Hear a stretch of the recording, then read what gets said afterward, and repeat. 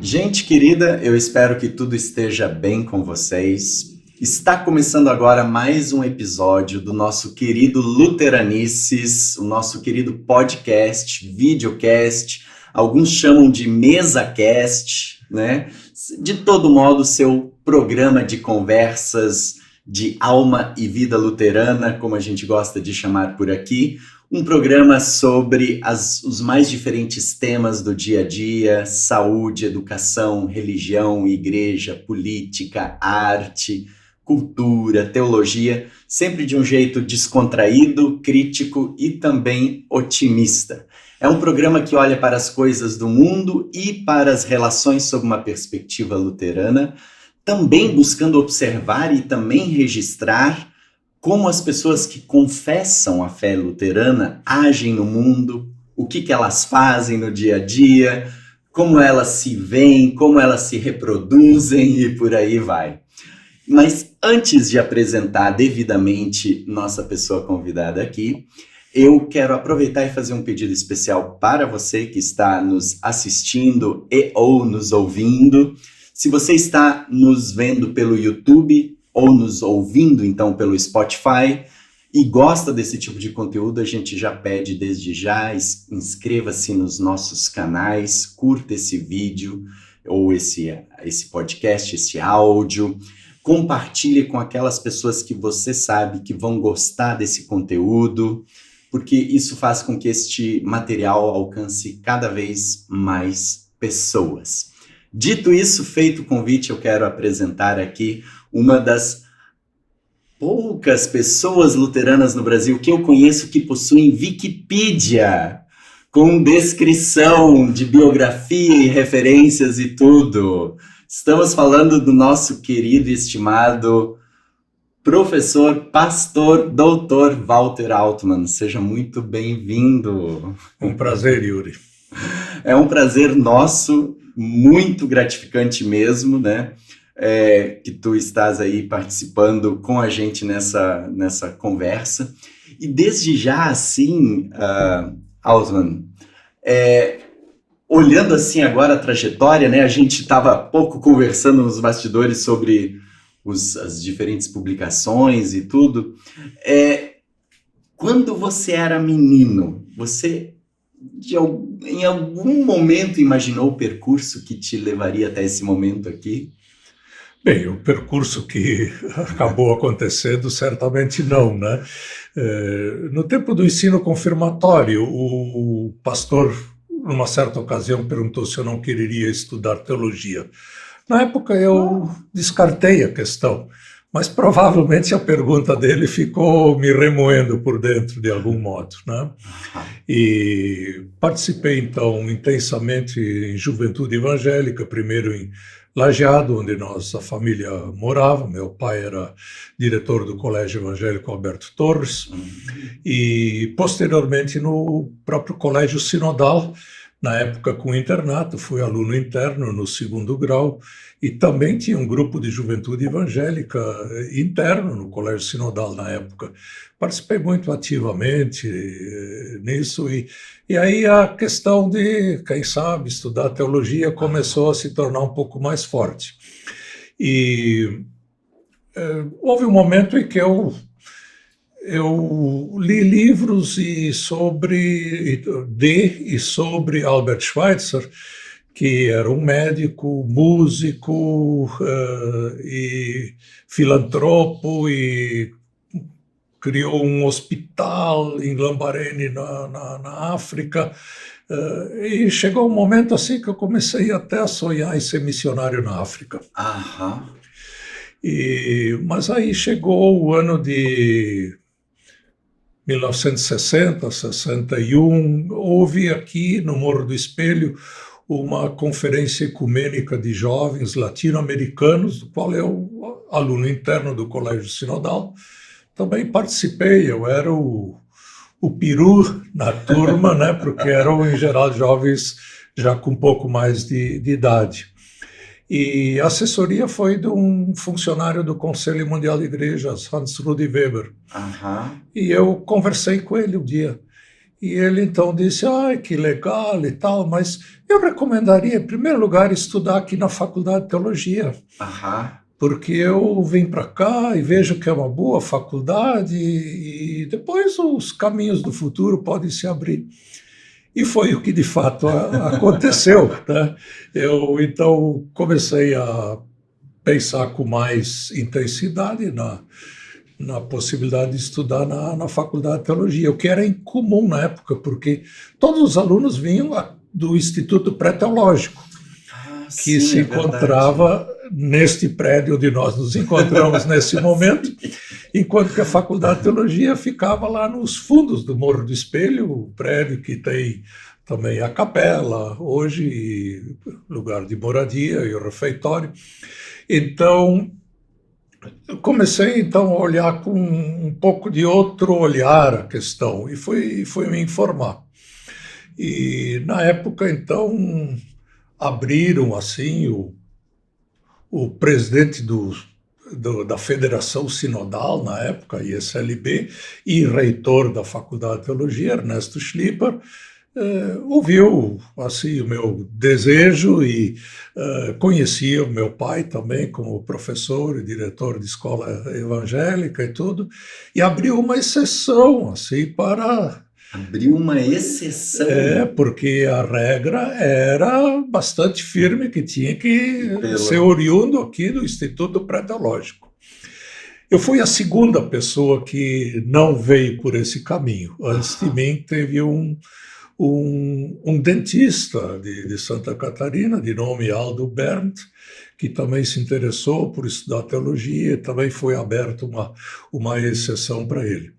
Aldo Berndt, posteriormente, trilhou outros caminhos, então não entrou no pastorado da ISLB, mas foi, então, uma pessoa com a qual também convivi no tempo de faculdade de teologia. Então, esse foi digamos, a origem da minha vocação para a teologia, né? E nunca me arrependi de ter escolhido, então, estudar na Faculdade de Teologia, né? Muito bem. Então, tu é natural de Lajeado mesmo? Não, eu nasci em Porto Alegre. Nos primeiros anos de vida, morei em São Leopoldo.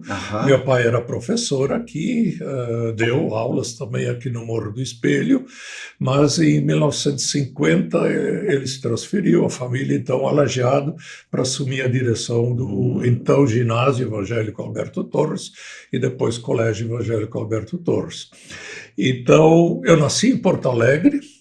Por uma circunstância da guerra, ainda era o período da Segunda Guerra Mundial, o meu pai é do interior de Teutônia, no Rio Grande do Sul, já a terceira geração no Brasil, mas a minha mãe era nascida na Alemanha, ainda na cidade de Dresden, na Alemanha Oriental, né? E com 4 anos de idade ela veio com a família para o Brasil, se radicaram em Blumenau, e posteriormente meu pai sendo professor em Porto União, minha mãe foi ser professora de jardim e infância na escola lá de Porto União, então se conheceram e casaram. Mas sendo alemã, aqui em São Leopoldo, entre mentes, meu pai lecionava aqui, sendo alemã na época da guerra, ela tinha que se apresentar semanalmente na delegacia de polícia. Nossa, semanalmente? Semanalmente ela tinha que comparecer, e havia muitas restrições em São Leopoldo. Agora falamos dos 200 anos de imigração, mas houve momentos em que a situação não era fácil para quem era de nacionalidade alemã, e o período da guerra foi um deles. Então, minha mãe se sentia insegura em São Leopoldo e queria que eu nascesse no, então, Hospital Alemão, hoje o Moinhos de Vento, Então eu nasci no Moinhos de Vento, em Porto Alegre, mas nunca morei em Porto Alegre. Depois fui pastor-presidente em Porto Alegre há 8 anos, mas sempre continuei morando em São Leopoldo. Então, a maior parte da minha vida realmente se transcorreu em São Leopoldo, fora aqueles anos, então, em Lajeado, né? E os anos de estudo na Alemanha, e um ano que eu lecionei nos Estados Unidos, mas geralmente radicado em São Leopoldo como estudante, depois como professor, daí como pastor. Então, praticamente, a gente pode dizer que tu é quase um capilé, assim. Por adoção, né? Quer dizer, não posso apresentar nenhum documento, né, que comprove, mas é isso sim. E teve algum momento, assim, que seus pais relataram que foi, assim, mais temeroso por causa da guerra, das consequências da guerra depois, assim? Olha, as lembranças que eu tenho como criança, por exemplo, era, digamos, eu caminhava na época da nossa moradia que ficava na Marquês do Herval, na parte superior, aqui, perto do que é hoje o Hotel Labor, até a comunidade da ESLV. Tinha um jardim de infância lá, onde hoje é o centro comunitário da comunidade. Na época, com criança de 4 anos, não tinha problema. Ia a pé, voltava a pé. Sim. Né? Então, eu me lembro de ser, digamos, debochado na rua, né? De repente alguém, alemão batata, come queijo com barata, expressões assim ofensivas, né? Então, a gente, criança pequena, puxa, mas por que isso, né? O que tem a ver, né?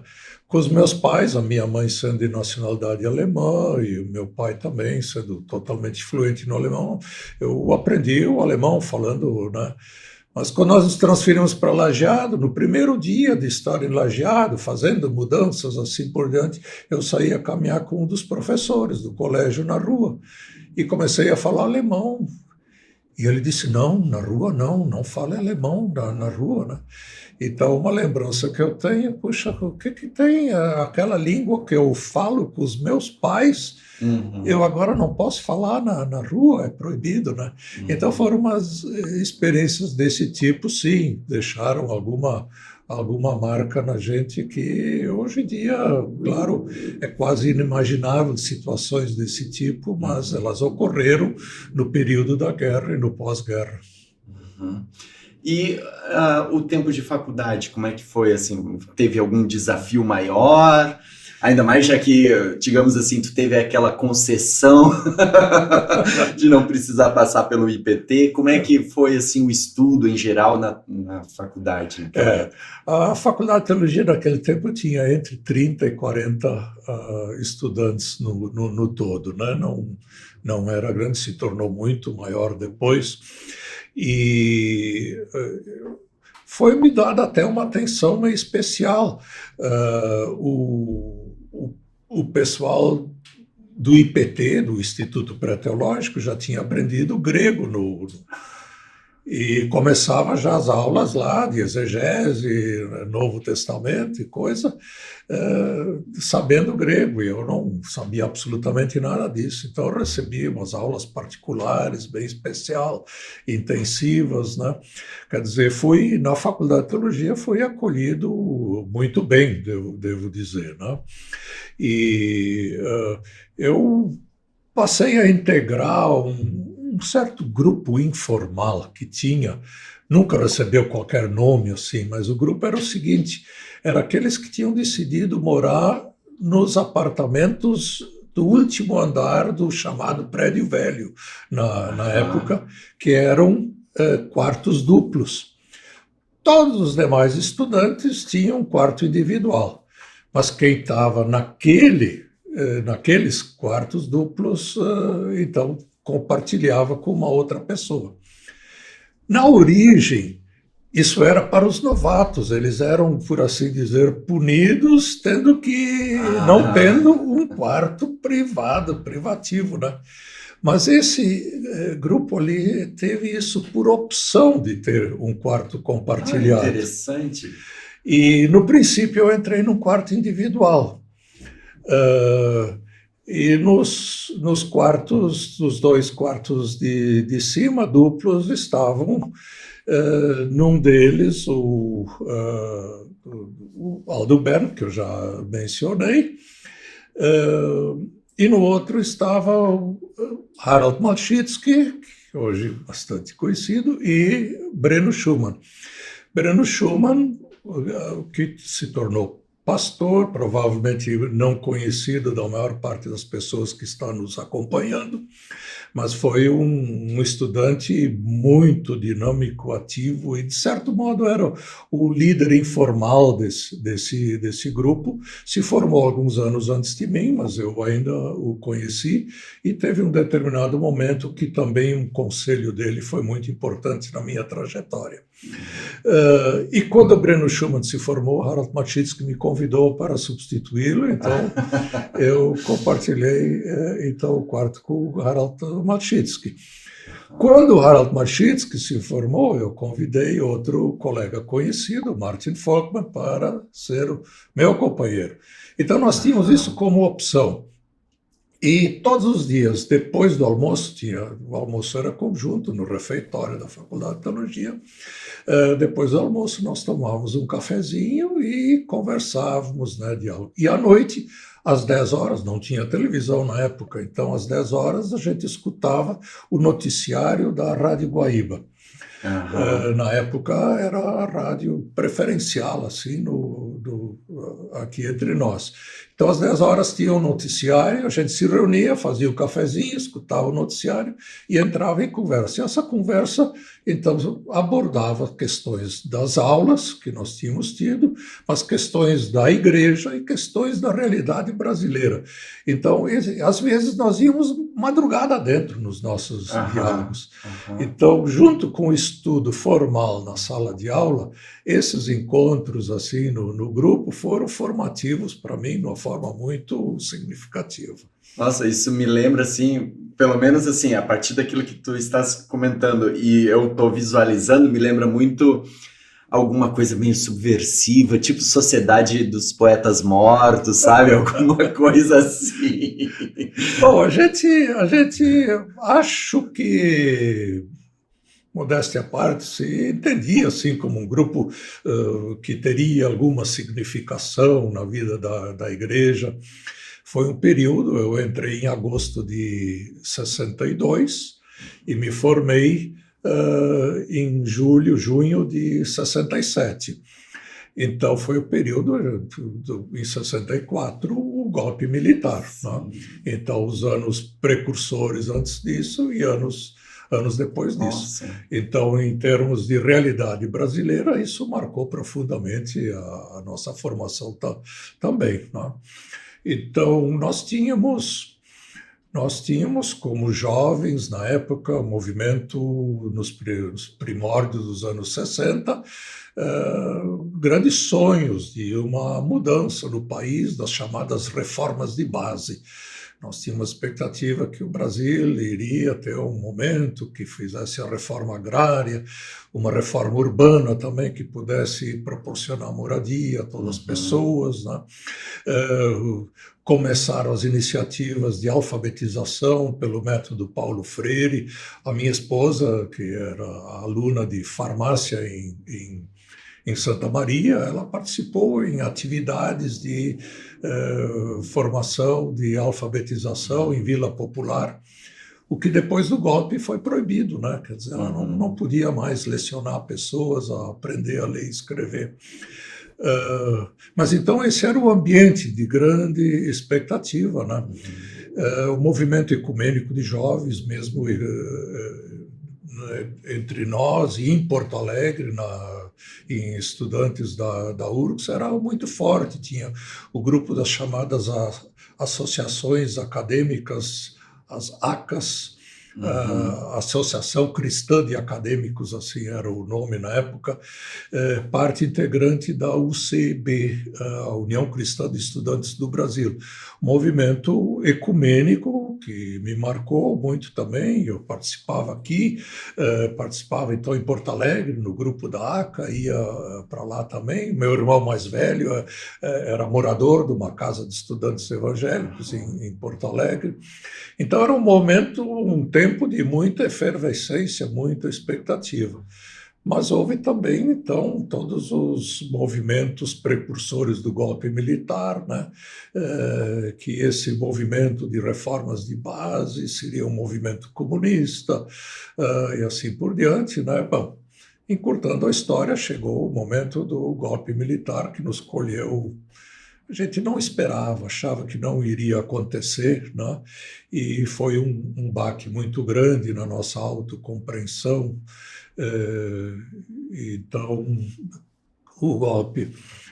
No próprio dia 31 de março, eu estava em Porto Alegre, eu tinha conhecido a minha atual esposa meio ano antes, no encontro de juventude evangélica em Santa Maria, e ela tinha vindo a Porto Alegre com os pais dela para o noivado do irmão dela, mais velho, de nome Walter, como eu. E então a gente se encontrou e no dia 1º eles iriam retornar a Santa Maria e eu estava dia 31 em Porto Alegre até o fim do dia. E aí, fim do dia, vejo o posto de gasolina com fila imensa de carros, assim por diante. O que foi? Então, tá vendo, né, um deslocamento de tropa, né? O general Mourão Filho está indo de Juiz de Fora para o Rio de Janeiro. Puxa, o que é e tal. Foi difícil, até os ônibus já não estavam mais andando, tinha que voltar de ônibus para São Leopoldo, né? O Centralão na época, né? Sim. Mas eu cheguei até passada meia-noite aqui no Morro do Espelho, né? E no dia seguinte, então, quer dizer, o golpe mesmo se deu no dia 1º de abril, né? Mas a versão oficial, né, foi então de 31 de março, para não ter essa cunha, né, de ter sido um golpe de 1º de abril, né?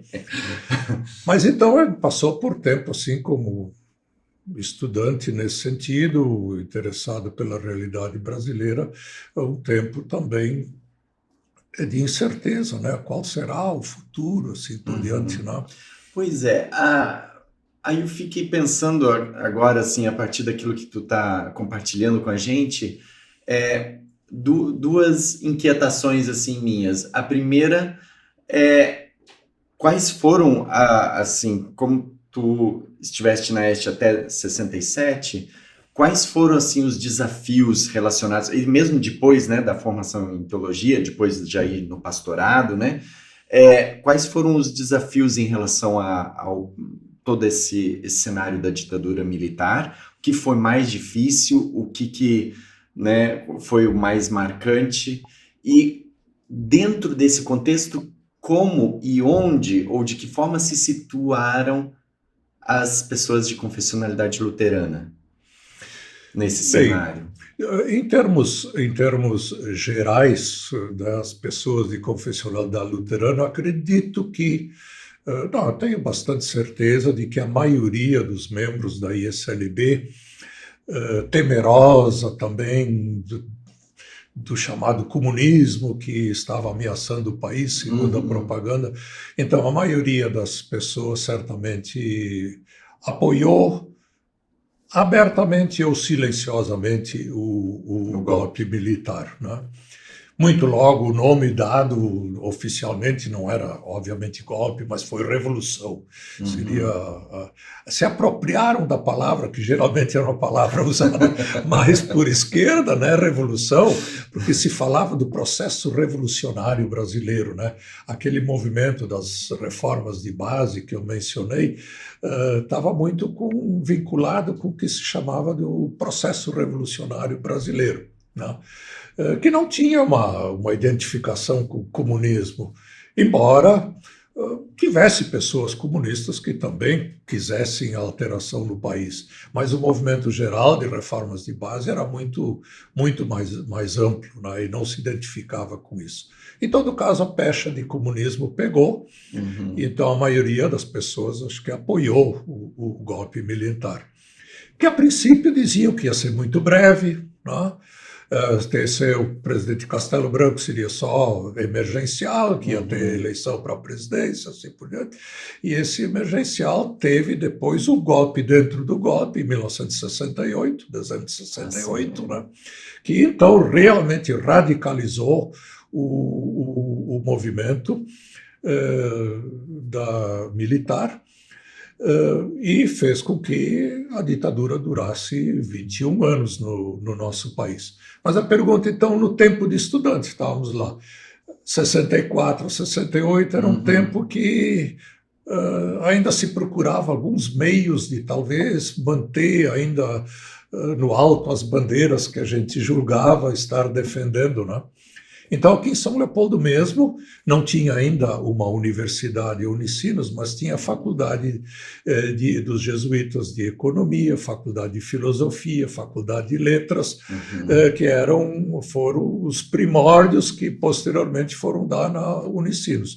E nós tínhamos a nossa faculdade de teologia, da ISLB, e os jesuítas tinham também a sua formação jesuítica em São Leopoldo. Na época, o Colégio Cristo Rei era uma formação de padres jesuítas, com os quais nós tínhamos encontros.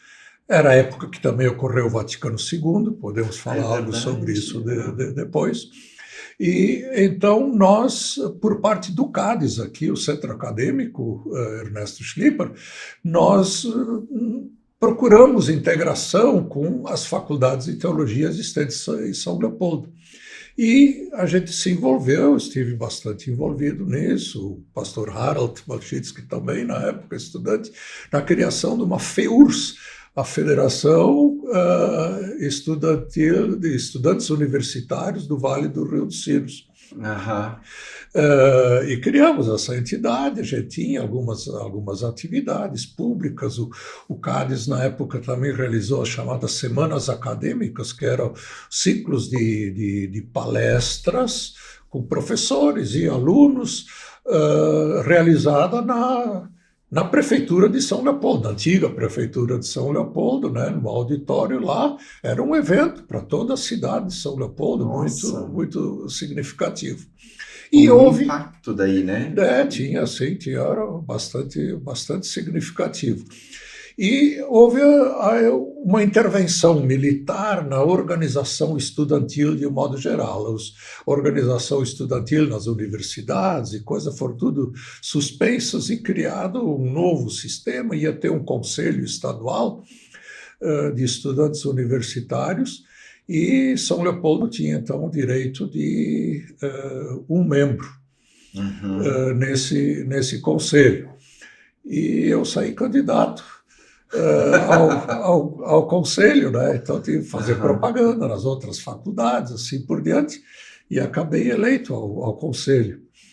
E essa eleição, em 65, essa eleição se tornou uma questão pública muito importante pelo seguinte: havia dois candidatos para a presidência do Conselho Estadual. Um de direita, identificado com o regime militar, e outro, então, de esquerda, alternativo. E o candidato de direita ganhou em todas as faculdades do Rio Grande do Sul, com exceção do seminário do Cristo Rei, dos jesuítas, do Seminário Maior de Viamão, da Igreja Católica, e da Faculdade de Teologia da ISLB. Todas as outras faculdades, universidades e tal, no Rio Grande do Sul, naquela ocasião, elegeu o candidato de direita. E o jornal maior, na época, Correio do Povo, assim por dentro, saiu com manchete: comunismo nos seminários.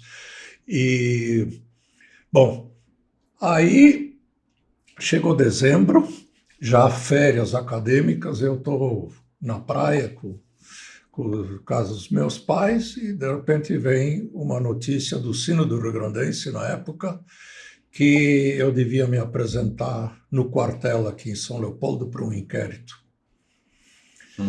E o meu pai, que tinha vivido aquela questão, Segunda Guerra Mundial, assim por diante, meu pai disse, eu sabia que isso ia acontecer. E... O que ele quis dizer com isso? Ele quis dizer a leitura que eu estava fazendo, que os tempos não eram fáceis, e esse meu filho jovem aí, idealista, se expôs um pouco demais. Sim. Tá? Acho que era mais ou menos por ali a questão. Bom, eu tive que vir aqui para São Leopoldo, no quartel, né? Entro numa sala, um oficial, né? Não sei bem se era tenente, capitão, do outro lado da mesa, luzes enfocando no meu rosto, né? Para tu não ver a pessoa? Havia, né? Mas em si a luz me incomodava, né? Eu, um soldado ao lado, armado, né? Nossa! E aí eles então queriam saber, né? A questão de meu envolvimento estudantil e tal. No meio, então, né, eles queriam saber qual a minha relação com aquele candidato de esquerda, né? Onde é que ele morava? Porto Alegre. Aonde em Porto Alegre? Não sei. Não sei onde ele morava. Tá, então, aí, o que eu achava da Índia? Da Índia? Da Índia. Aí a Índia é um país, tem muita pobreza e tal, assim por diante. E da China? O que acha da China? Daí tá chegando... O que acha da China? Aí eu digo, olha, também tem muito pobre. Na época a China era um país totalmente fechado, revolução cultural na época, sob Mao Tse-tung, né? E era um espectro assim para o regime militar terrível, né? Digo, olha, pelo que eu sei também tem muita pobreza na China e tal, assim. E onde é que morava Aí vinha a pergunta de novo, onde é que morava aquele de Porto Alegre? Né? Bom, e assim foi, então, encurtando a história, né? No fim me liberaram, e eu tinha já programado, né, estava aceito para estudar um semestre na Faculdade Luterana de Teologia em José C. Paz, Buenos Aires, na Argentina. Tínhamos um intercâmbio, a Faculdade de Teologia, com a faculdade lá. E aí eu perguntei, no fim, eu me animei então a perguntar, mas que eu estava programado que eu iria estudar lá, se tinha algum impedimento e coisa. Ele ficou pensando um pouco e disse, não. E me liberou. Tá. Aí, como é que eu fui para Buenos Aires? Tinha um estudante de José Paz que era de Rivera, do Uruguai, ali a cidade junto a Livramento, né? Almirante Padilha, o nome dele.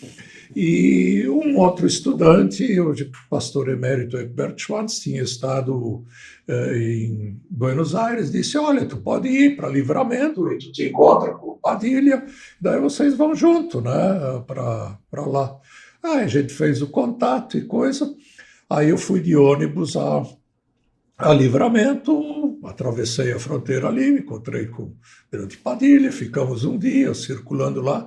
Aí pegamos o trem para ir a Montevidéu.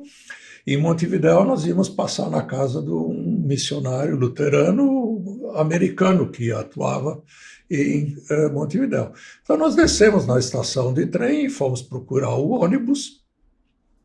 E aí nós estávamos caminhando em direção ao ônibus.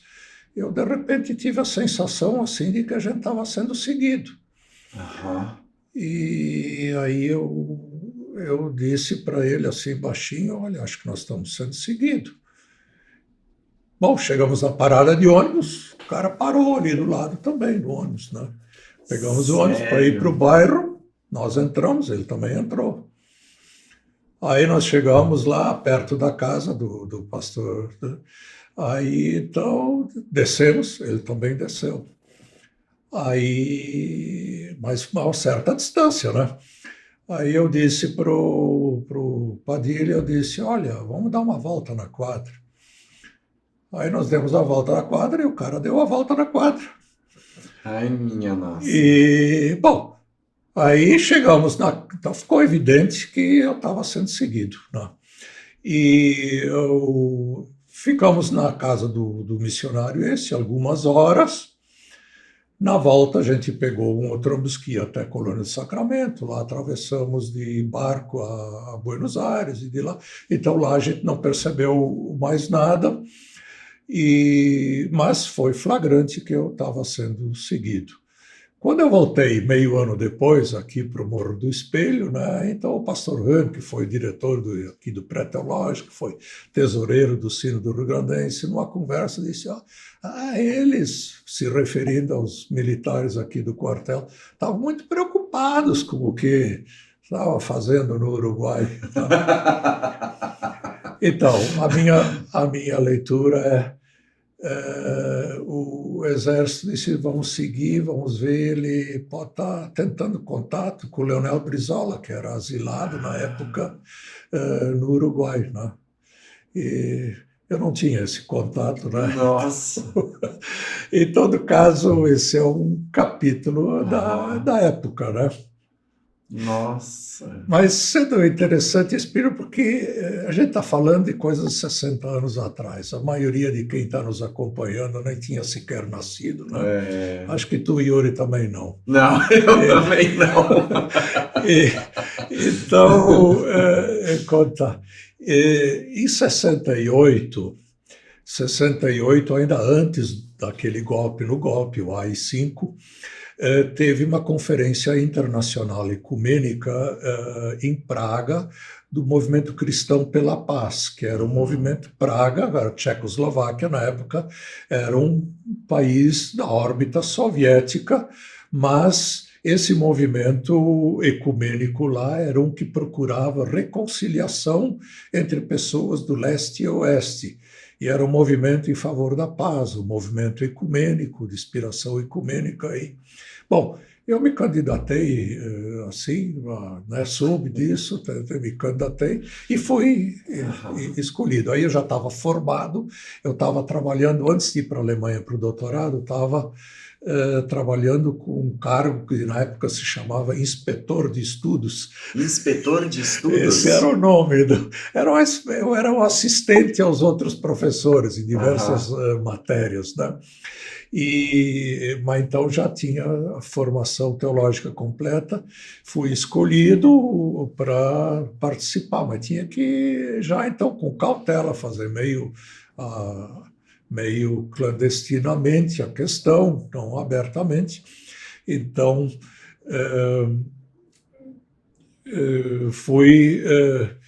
tinha que obter um visto para lá da República Tcheca, isso só podia ser no Rio de Janeiro, né? A organização ecumênica lá organizou a minha passagem para que eu fosse via Zurique, na Suíça, a Copenhague, na Dinamarca. Para não ir direto. Existia conexão Bom, direta? Não existia, mas nem devia aparecer que ter a Praga, né? Então, que eu iria. E eu fui para o Rio de Janeiro, onde nesse momento o Breno Schumann, que eu mencionei antes, era pastor no Rio de Janeiro. Fiquei na casa dele, fomos juntos até o consulado da Tchecoslováquia, tocamos a campainha lá embaixo, o embaixador falou lá de cima, daí quando a gente disse que era, ele mesmo veio para baixo, entrou e tal, recebi o visto. Nessa ocasião, eu acho que não foi seguido, nada. Pelo menos não houve nenhuma consequência. Posteriormente, quando eu fui eleito moderador do Comitê Central do Conselho Mundial de Igrejas, décadas depois, essa ida para Praga me deu dor de cabeça, eu posso explicar depois. E, em todo caso, o voo ia até Zurique, a Varig, na época brasileira, então até Zurique. E gaúcha, né? Gaúcha. Aí em Zurique eu estava sendo esperado por um grupo, retirar as malas e coisa e tal. Em vez de botar num avião para Copenhague, botaram num avião para Praga, né? E aí foi para um encontro muito significativo. Era a época da Primavera de Praga, em que havia, de dentro do próprio Partido Comunista da Tchecoslováquia, a tentativa de um socialismo de face humana. Assim era o nome do movimento. Nós queremos um socialismo de face humana. E o teólogo tcheco, que era o inspirador do movimento cristão pela paz, Josef Hromadka, o nome começa com HR. Josef Hromadka era um entusiasta, apoiador disso, né? E eu estive lá acompanhando, e a grande discussão foi como é que seria esse socialismo de face humana, né? E o patriarca da Igreja Ortodoxa Russa, que também participou daquela reunião, advertiu os tchecos de que isso era uma tentativa muito perigosa, que não deveriam, porque sentia isso como uma ruptura potencial, pelo menos, com o Partido Soviético da Rússia, né? E eu me lembro da defesa que o Hromadka fez do movimento, que isso era um movimento, era um avanço interno do socialismo e assim por diante, né? Então, isso foi fim de março, começo de abril de 68, né?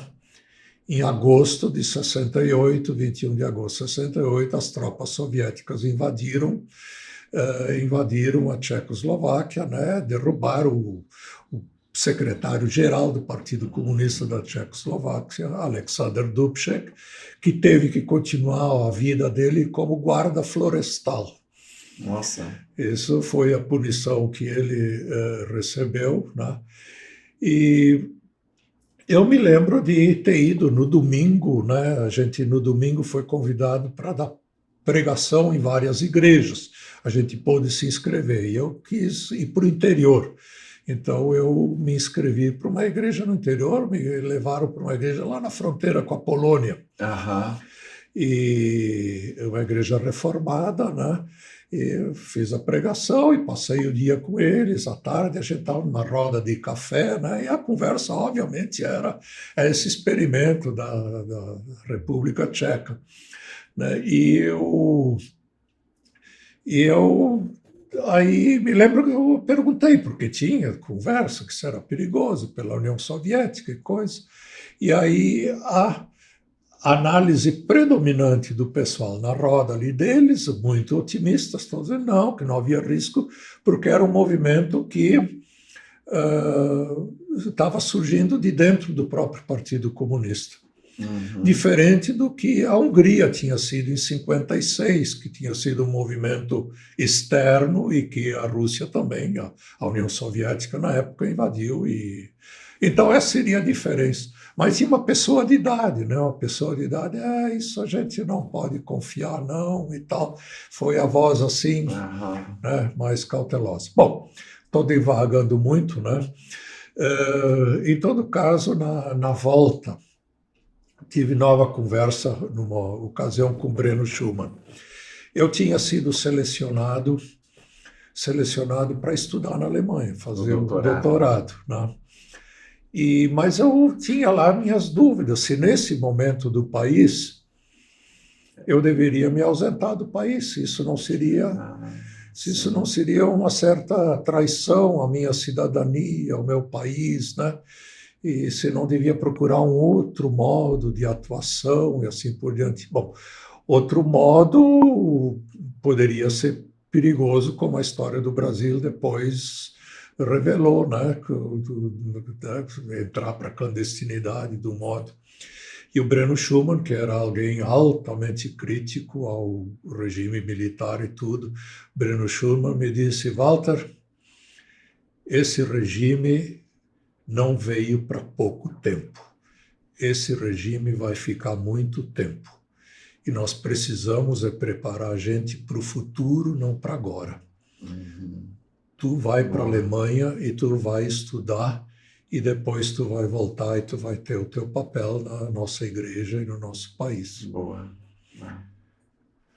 Breno Schumann é outro, então, a quem eu muito devo por esse conselho, né?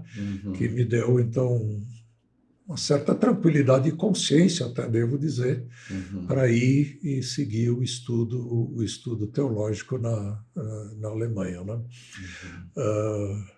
E o próprio Breno Schumann, infelizmente, em 73, num acidente de carro, ele e a esposa Mariane morreram em Juiz de Fora. Ele, entre mentes, era pastor em Juiz de Fora.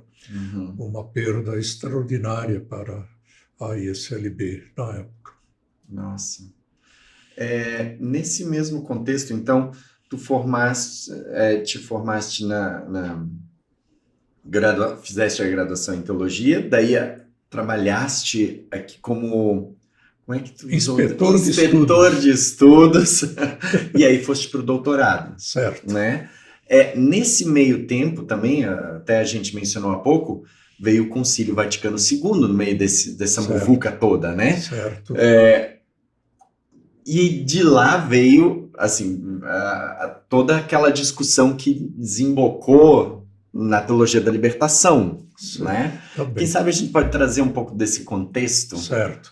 Em primeiro lugar, então, a importância do Vaticano II foi de 62 a 65, né?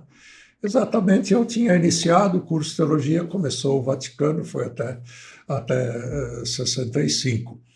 Como eu disse há pouco, né, São Leopoldo tinha também a formação jesuítica, com muito mais alunos, estudantes, né, entre os jesuítas do que nós. Mas nós tínhamos encontros regulares, né, na época, tanto professores da nossa faculdade de teologia, como professores do Cristo Rei, tinham também eles encontros regulares de diálogo teológico e ecumênico e fomentavam o encontro entre nós. Então, nós, estudantado, também tínhamos encontro. E jogávamos futebol também. E como eles eram em número maior, tinham maior seleção, nós geralmente perdíamos, nós, os luteranos. Mas, em todo caso, relações de amizade e troca. E o Concílio Vaticano II foi uma mudança muito radical na Igreja Católica, que a gente hoje tem dificuldade de avaliar. Mas a relação com protestantes, por exemplo. Para a Igreja Católica oficial, né, todos os protestantes eram hereges. Né? Sim. E com o Papa João XXIII, essa terminologia mudou para irmãos separados. Nós hoje podemos achar porque irmãos separados é meio discriminatório, mas é uma mudança de herege para irmão. É uma mudança. É uma mudança muito grande, né? E isso dava o espírito. Então eu comecei a me interessar na teologia também, pelo próprio Concílio Vaticano II. Os teólogos assim que eu mais seguia entre evangélicos, Karl Barth, Dietrich Bonhoeffer, assim, todos eles eram muito ativos ecumenicamente também. Né? E então eu estudei bastante na época o Concílio Vaticano II, tenho alguns artigos escritos sobre isso, em revistas, até nos 40 anos do Vaticano II, fui convidado para Belo Horizonte, para um encontro predominantemente católico, para falar sobre o Vaticano II. Né? No tempo que eu tive o semestre de estudos em Buenos Aires, eu escrevi um chamado trabalho semestral, um trabalho de pesquisa, sobre um dos documentos principais do Vaticano II. Então, o interesse todo estava indo por lá. E em 66, eu acho, né, veio como professor visitante aqui para a Faculdade de Teologia um teólogo muito renomado de Hamburgo, Helmut Thielicke, deu palestras e naquela ocasião eu fui apresentado ao Helmut Thielicke, né, como um possível estudante, assim por diante. Ele logo mostrou abertura, então foi assim encaminhada a possibilidade de eu estudar. Ele foi o seu orientador? Ele foi meu orientador, Helmut Thielicke, sim. E então ele teve aqui, isso foi um contato aqui em São Leopoldo. Mas ir estudar na Alemanha também foi uma ocasião de contar episódios interessantes da vida da igreja, né? Eu mencionei antes ter conhecido no encontro de juventude evangélica minha atual esposa, Madalena, que era uma líder jovem da juventude evangélica lá em Santa Maria. Eu fui para um encontro lá, a gente se conheceu. Quase que de imediato começamos o namoro, a princípio bastante à distância, né? Porque ela estava estudando na Universidade de Santa Maria, eu aqui, né? Assim, mas e ela era natural daqui? De Santa Maria. De lá também. De lá também, sim. Ela tinha família, morava lá em Santa Maria, sim. E nós noivamos, então, em 66, quando eu voltei de Buenos Aires, do semestre. Aí a gente noivou em julho de 66 e casamos no começo de dezembro de 67. Aí eu já estava formado, já estava como inspetor de estudos. Ela tinha se formado em farmácia e tudo, né? Então, morei na moradia ali, junto ao chamado Prédio Velho, né, que eu antes mencionei. Nós moramos, então, até a ida para a Alemanha, né? Então... Mas e como é que foi esse encontro de almas? Assim, e depois essa ida junto para a Alemanha, né? Porque... Como é que foi isso? Pois é, aí agora eu me lembro bem o que eu estava querendo dizer. Nós estávamos então já noivos, né? E veio aqui para a Faculdade de Teologia o encarregado das relações com a América Latina da Igreja Evangélica na Alemanha, Reinhard Müller, o nome dele. Ele teve alguns dias na igreja, teve aqui na Faculdade de Teologia também, e aí ele também, então, a Faculdade de Teologia disse que eu era um candidato para estudar, então ele veio no meu quarto, porque no último semestre eu tinha um quarto individual.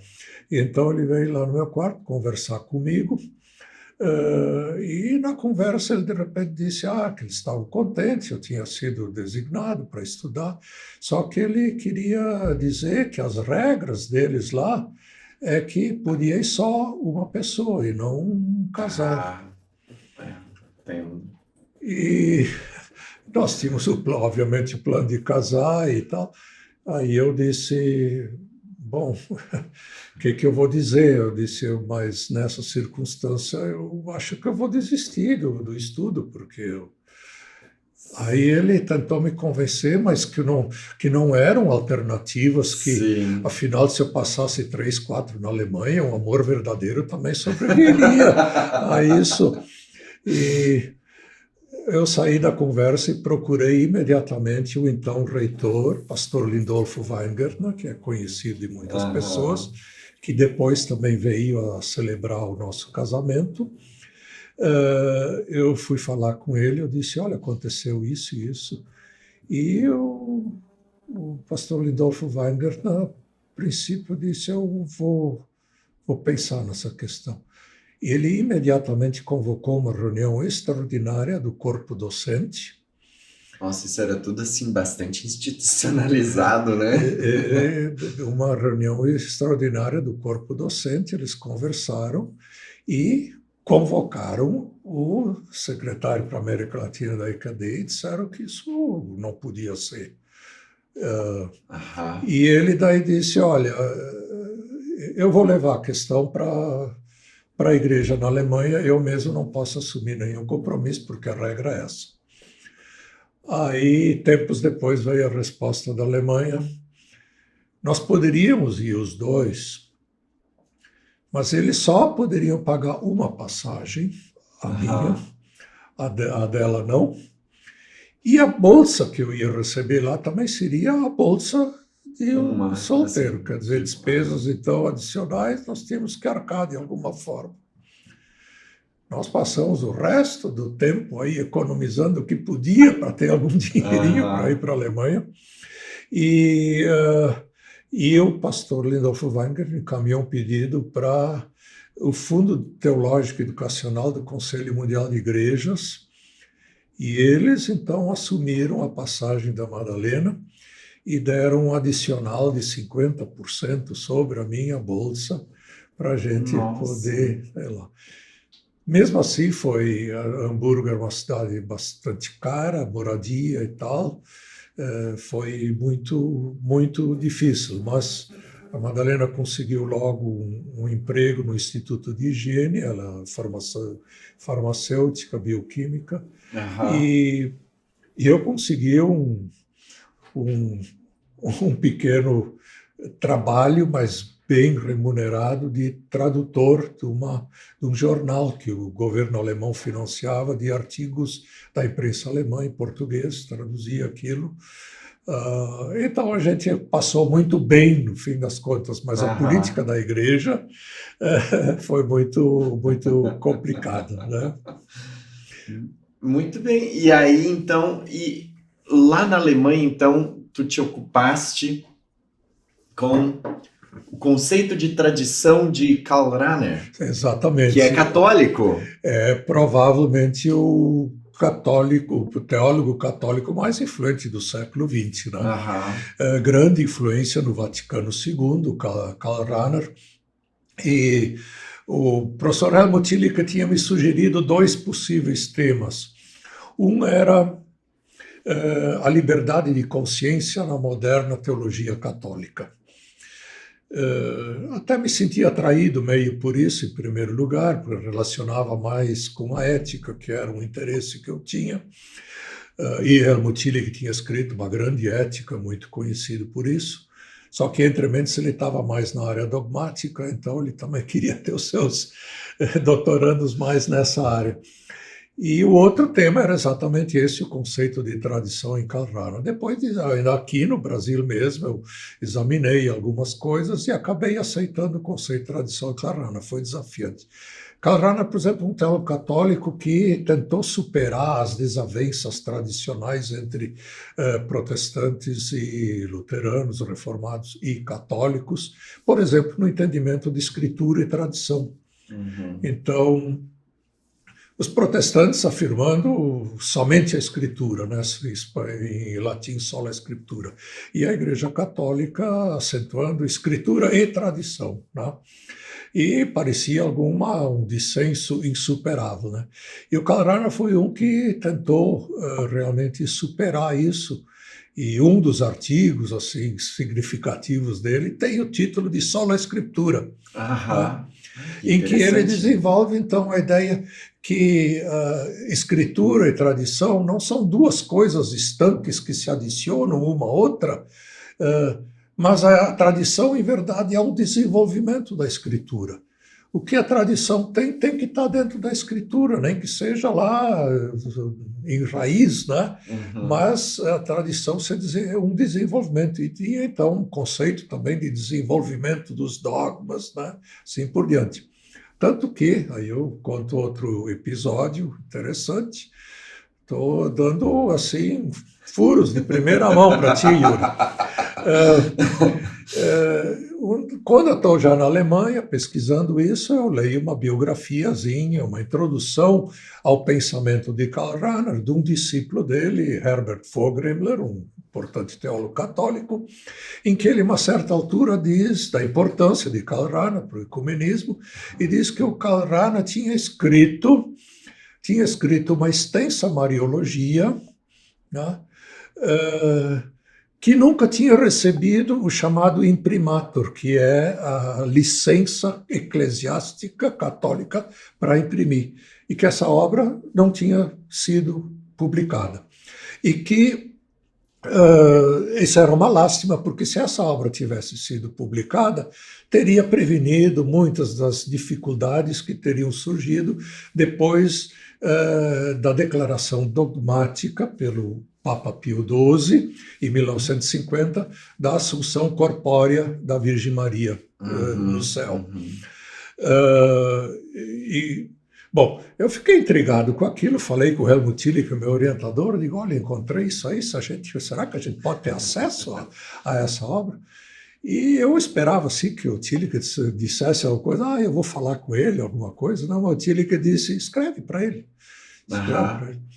Eu escrevi para o Karl Rahner, que posteriormente ele veio em Hamburgo, deu palestra e coisa assim, mas até lá não tinha tido nenhum contato com ele. Escrevi para ele, está fazendo esse doutorado sobre o seu conceito de tradição, com Helmut Tillich, e eu li isso, que tem, haveria uma possibilidade de ter poder ler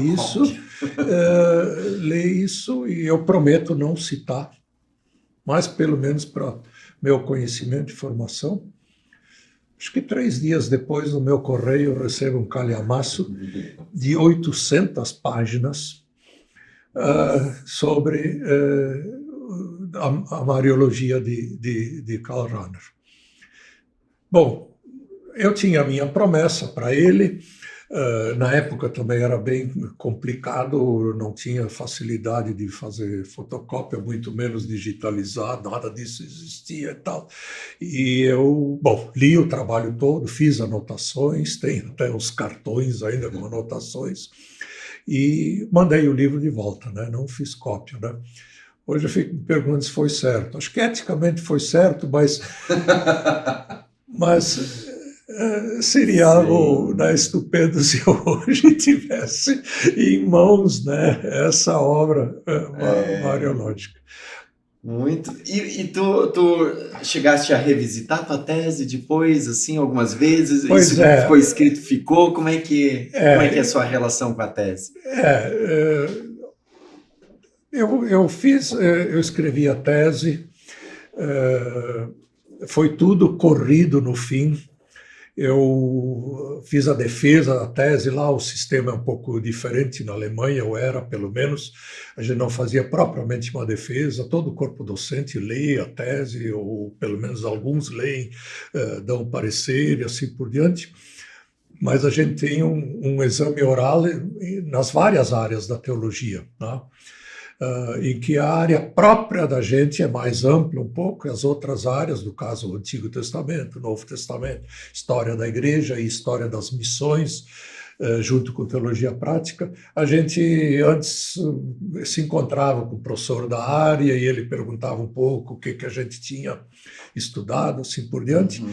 Então, sobre isso, depois caía o exame oral que a gente tinha, e o exame na própria área, teologia sistemática, para mim era um pouco mais amplo, né? E isso foi numa sexta-feira, né? À tarde, à noite a gente obviamente festejou, né? Segunda-feira de manhã as caixas tinham que estar tudo pronto para ser posto no navio, porque o navio Pasteur ia fazer a última viagem de Hamburgo para o Brasil. Do contexto da ditadura.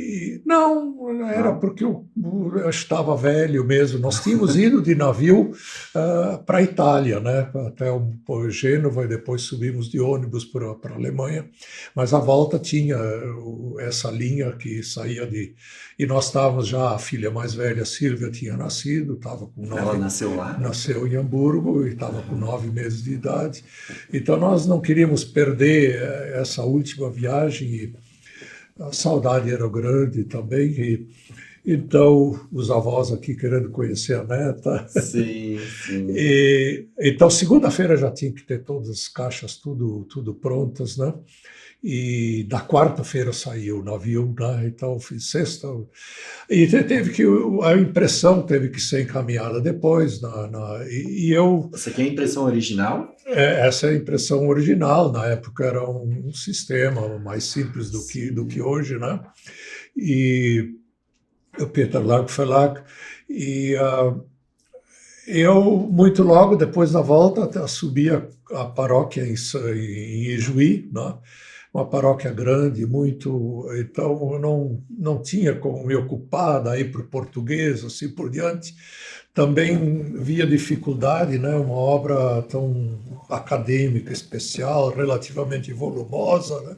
Como é que seria publicar? Então, deixei lá na gaveta e ficou até hoje, né? Então, não existe versão em português desse livro. Nas bibliotecas da Alemanha ele está, porque o Peter Lark Verlag, então, né, certamente está. Teve algumas recensões bibliográficas, né, com algumas críticas, outros elogios, e assim por diante. Acompanhei ainda o Karl Rahner no restante da vida dele, né? Aquela Mariologia ele nunca publicou? Ele publicou vários artigos, então Em picadinho. tem várias questões daquela Mariologia que foram publicadas em artigos. Ele não escreveu muitos livros, ele escreveu muitos artigos. No alemão, Schriften zur Theologie, os escritos para a teologia, né? E lá tem, então, certos capítulos reelaborados e assim por diante, né? Uhum. Mas a obra inteira nunca apareceu, até hoje.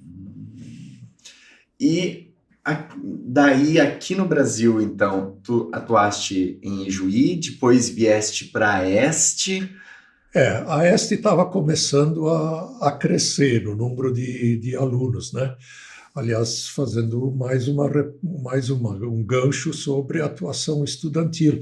Eu disse antes que eu fui o segundo aluno, não oriundo do Instituto Pré-Teológico, a estudar a Faculdade de Teologia. No centro acadêmico, nós iniciamos uma iniciativa, precisamos mais de estudantes, né? Os outros colegas diziam, olha, está vendo o Walter Altmann aí e tal, o Aldo Bernd, precisamos mais de estudantes de fora, né? E tal. Pressão em cima do pastor Schlieper, né, que era o reitor no começo, né, depois Lindolfo Wenger, como eu disse. E o pastor Schlieper era meio reticente, achava que tinha que ter essa formação humanista daqui, assim, mas abriu a porta, o Centro Acadêmico fez uma campanha, criou um caderninho, distribuiu em comunidades e coisa, incentivou pastores, então, para incentivar jovens que agora poderiam de um outro caminho, tal. E isso foi muito exitoso, foi, em verdade, um caminho. Começou a Faculdade de Teologia aumentar o número de estudantes. Aí, quando chegou ali no começo dos anos 80, a Faculdade de Teologia chegou a ter mais de 300 alunos, né?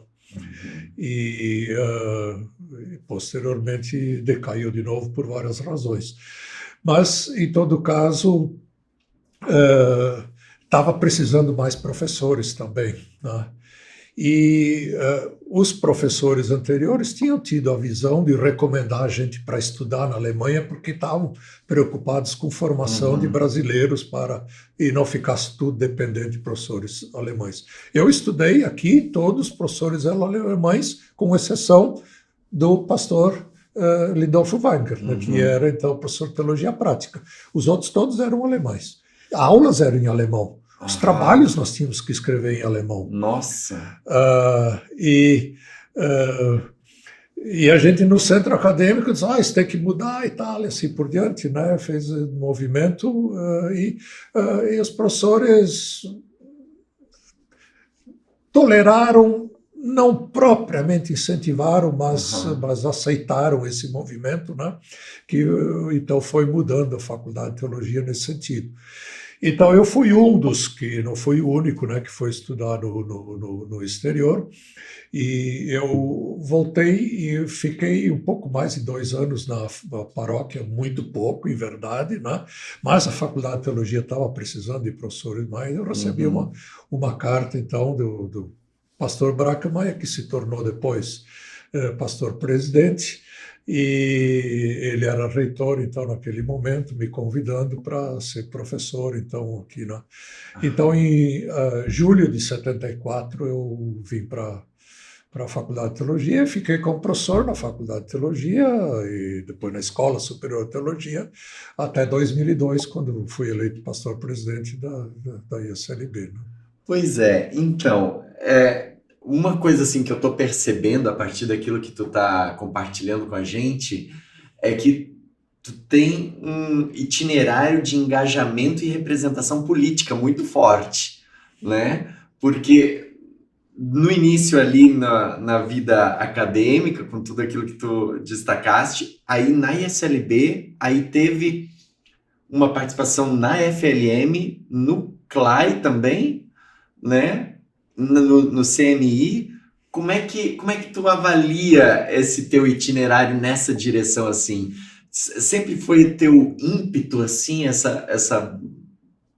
esse diálogo, essa representação política? Como é que isso foi acontecendo. Esse envolvimento ecumênico é, obviamente, uma marca muito forte da minha trajetória, né? E começou no tempo de estudante, né? Eu mencionei antes as chamadas ACAs, mas já quando eu estava no Colégio Sinodal, ainda como secundarista, quando a gente dizia na época, a União Cristã de Estudantes do Brasil tinha também um segmento de atuação para secundaristas. E então, eu fui, em 59, eu fui a um encontro ecumênico, né? Eu comecei em 62 na Faculdade de Teologia. 59, aqui no Colégio Sinodal, como aluno interno, eu fui para um encontro ecumênico de mocidade, como as outras igrejas chamavam, nós é Juventude, né? No estado do Rio de Janeiro, né? Foi um encontro, encontrei metodistas, presbiterianos, né, batistas e coisa, uma efervescência ecumênica muito grande, né? Foi um incentivo grande. Depois teve aqui o encontro com os jesuítas na Faculdade de Teologia, né, e seguiu então a minha própria formação, o encontro lá em Praga, que eu mencionei, tudo isso nutrindo. Pois é. Ainda em 63, eu devo dizer, 63, ocorreu em dezembro de 63, na cidade do México, o Encontro Internacional de Missão e Evangelismo, a Conferência Mundial de Missão e Evangelismo, um órgão que daí se fusionou com o Conselho Mundial de Igrejas, mas que era oriundo da grande Conferência Internacional de Missão de Edimburgo, de 1910. Teve, então, 1963, na Cidade do México. Eu estava estudando teologia, me candidatei de novo junto à Confederação Evangélica do Brasil, na época, tudo ainda nesse período antes do golpe, né, devo dizer, Confederação Evangélica do Brasil, para ser delegado jovem. E tu foi designado? E eu tive a sorte de ser escolhido, né? E fui, então, ali para a Cidade do México em dezembro, uma conferência mundial, né? Foi a primeira viagem internacional daí? De cunho ecumênico, sim. Sim, e tivemos o grupo de jovens, e eu, sei lá, como latino-americano, que fui escolhido também como relator do nosso trabalho de grupo de jovens para a própria conferência, né? E então isso me despertou muitíssimo, obviamente, né? E quando eu então estava ainda como pastor em Ijuí, se constituiu a primeira comissão de diálogo católico-luterana no Brasil.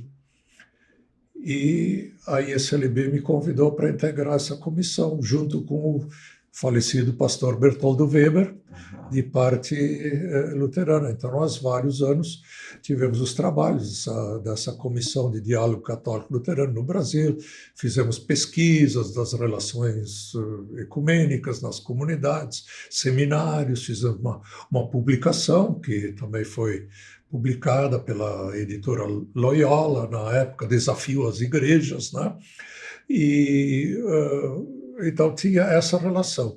Aí, professor de teologia, assim por diante, de algum modo a Federação Luterana Mundial soube alguma coisa de meu nome, então me convidou para integrar a comissão de estudos da Federação Luterana Mundial. Então, a partir de 77, depois da Assembleia da Federação na Tanzânia, eu integrei essa comissão de estudos. A gente tinha cada ano uma reunião, ia para Genebra, reunião. Numa dessas viagens também, então, regime militar, eu encontrei lá na Federação Luterana Mundial, eles tinham, dos estudos, tinham feito estudos sobre a China, sobre a Revolução Cultural e assim por diante, uma capa vermelha, né, com aqueles hieróglifos chineses, assim Sim. por diante. E eu olhei aquele livro e tal, e digo, essa biblioteca da Faculdade de Teologia devia ter esse livro. Mas como é que ela vai ter esse livro, né, e tal? Aí eu pensei para lá e para cá, meio corajoso quando a gente é meio jovem, Ai, né? minha nossa. Eu vou pegar esse livro. Eu fico só imaginando. Peguei o livro, botei dentro da mala, assim, meio escondido, né? Quando eu chego no aeroporto, no Rio de Janeiro, até vai para o lado lá, assim, abre essa mala aqui, o cara. Ah, Abre a mala, ele bota a mão na mala lá e em seguida, pumba, pega o livro. Olha assim o livro. Um livro da China. Aí, cheio de ideograma chinês ali. aí eu disse, não é um livro da China, é um livro sobre as igrejas na China e tal. Não, um livro da China não pode, não pode. Aí eu disse, eu tinha visto, né, que foi publicado, em verdade, numa editora em Pasadena, na Califórnia, nos Estados Unidos. Olha aqui, ó. É uma editora nos Estados Unidos e tal. A Estava todo escrito em inglês também, né? Como? Ele estava todo escrito em inglês Estava também. em inglês, sim, claro. E o cara que estava olhando, acho que acho que não sabia inglês, né? O que estava me investigando, mas viu que era o livro da China e tal. E, não, mas isso não pode, tá? Então nós vamos fazer o seguinte, nós vamos ficar com o livro aqui, amanhã o senhor pode voltar, ele vai ser examinado, e aí o senhor volta. Aí eu disse, isso não vai ser possível, tem passagem para ir a Porto Alegre, eu não vou poder voltar amanhã. Não pode ficar com o meu livro. Aí ele, de repente, olha para um lado, olha para o outro lado, não vê ninguém, bota o livro de volta e diz, sai logo antes que nós dois vamos em cana.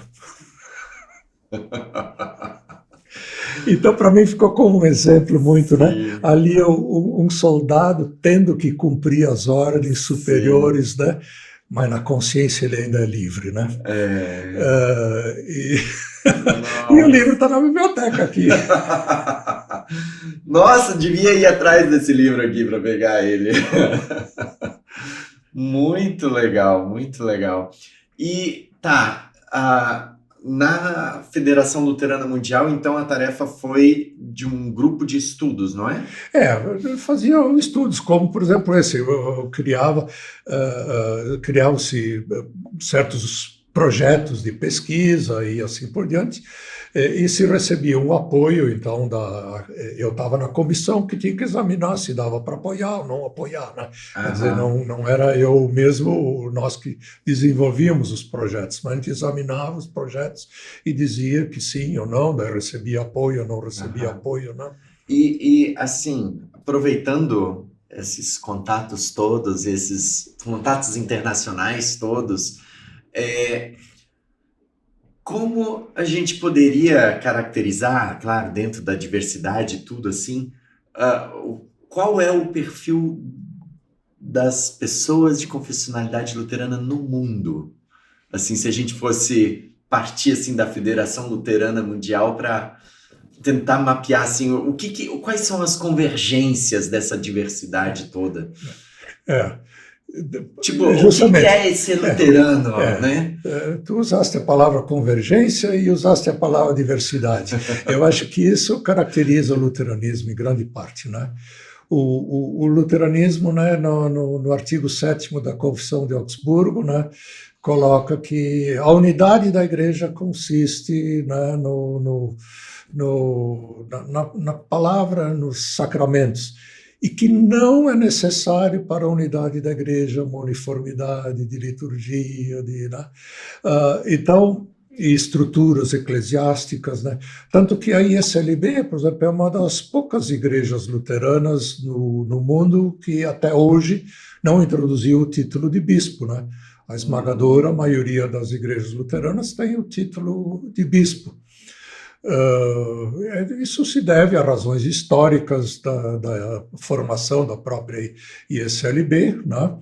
Aí os historiadores vão poder explicar melhor do que eu, mas em todo caso é perfeitamente legítimo. Existe até um documento oficial da Federação Luterana Mundial que constata que não se trata da nomenclatura, se trata do ofício, né? E ofício episcopal, digamos assim, existe tanto na forma de pastor-presidente e pastor regional, pastor sinodal e assim por diante, como com o próprio título de bispo. Ou, na Igreja da Suécia, tem então até arcebispo. Tá? Uhum. Então, essa variação em termos da estrutura é característico da ISLB, do luteranismo no mundo, né? Isso se dá também nas vestimentas, né? A ISLB, anos atrás, introduziu paralelamente ao talar preto também a alba e a estola, né? Mas mesmo assim na ISLB continua predominando o talar preto, né? Mas nas igrejas luteranas do mundo, de um modo geral, predomina a alba e a estola. Então, há características que são diferentes. O que une as igrejas? Bom, em primeiro lugar, esse próprio conceito de igreja, né? Que pode haver uma diversidade de estruturas, de modo de ser, né? De modo de testemunhar, de liturgias. Nós não temos uma liturgia universal. Existe uma tendência muito forte, coisa de uma liturgia com grande característica ecumênica, né? O que eu acho muito salutar, mas não é uma camisa de força, né? Então, existem várias formas litúrgicas e de adoração que são perfeitamente legítimas. Onde é que está a unidade? A unidade está na compreensão de que nós somos justificados ou salvos e coisa pela fé e pela graça. E somente pela fé e somente pela graça, né? Uma das coisas que hoje se esquece muitas vezes é esse somente, né? Todo mundo vai dizer, sim, nós somos salvos pela graça e pela fé, mas nós somos salvos somente por isso? Ou nós temos que fazer mais isso e mais aquilo, né? Assim por diante, né? Se a gente tiver uma posição política X, a gente então não pode, ou coisa, porque pode. Diversidade de opções políticas também é legítima no luteranismo. Então, todas as tentativas de botar todos numa camisa de força, numa única orientação política, não são luteranas, autenticamente luteranas. Pode ser outra coisa, né? Fundamentalista, alguma coisa, mas não são luteranas.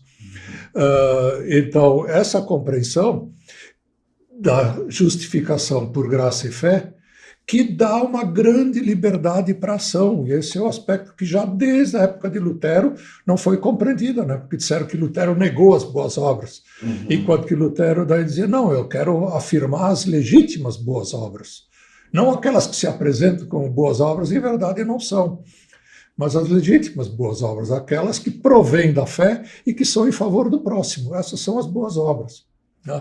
E essas a gente se torna livre quando é justificado por fé e graça. Não precisa fazer nada para ser salvo.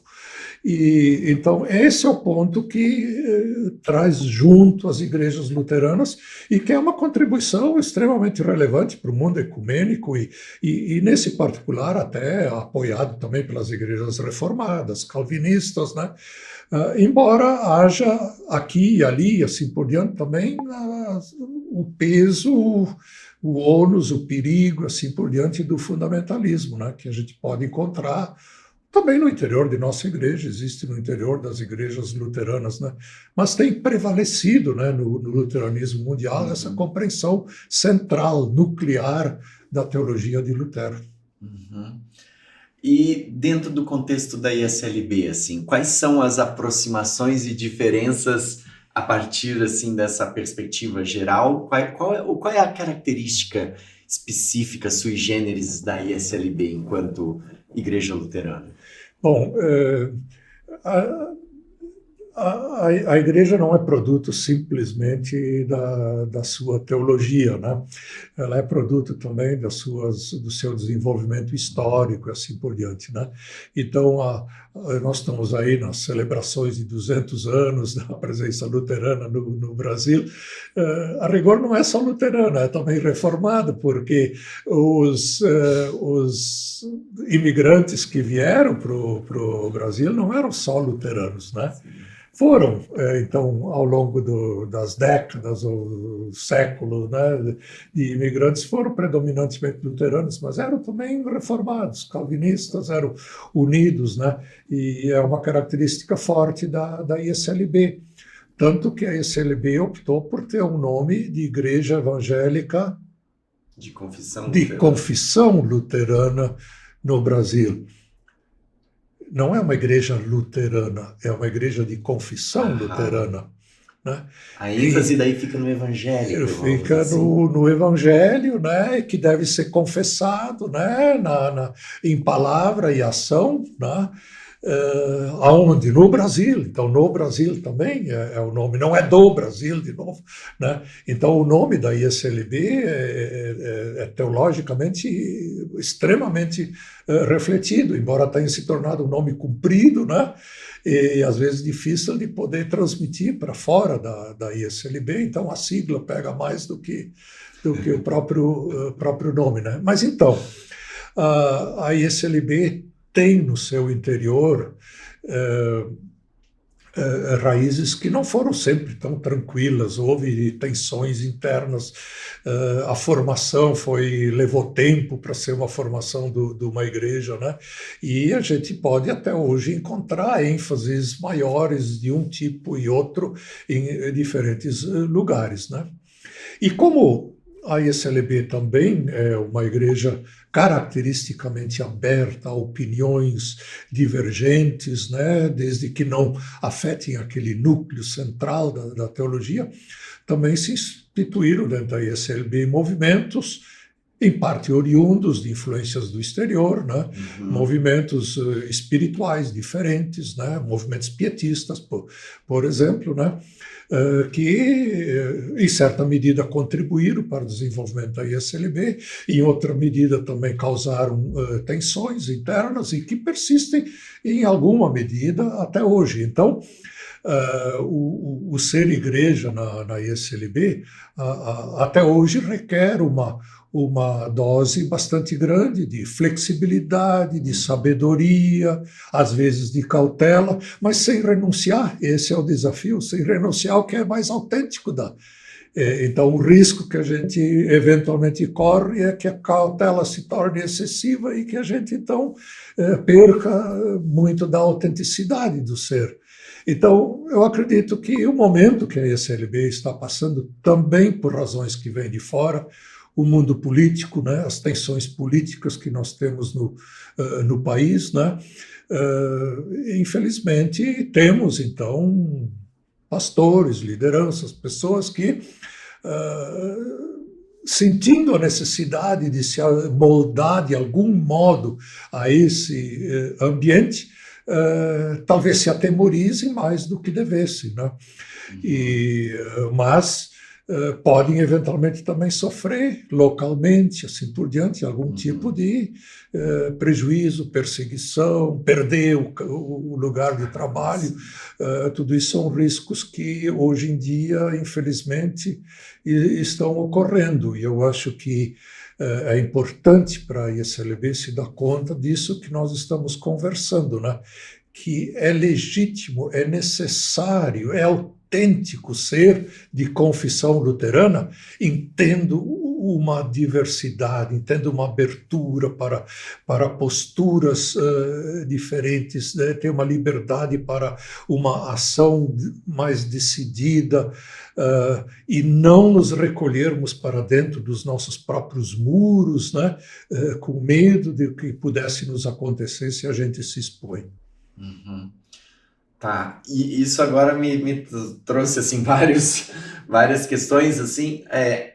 A primeira delas é quando a gente começou a falar sobre justificação somente por graça e fé,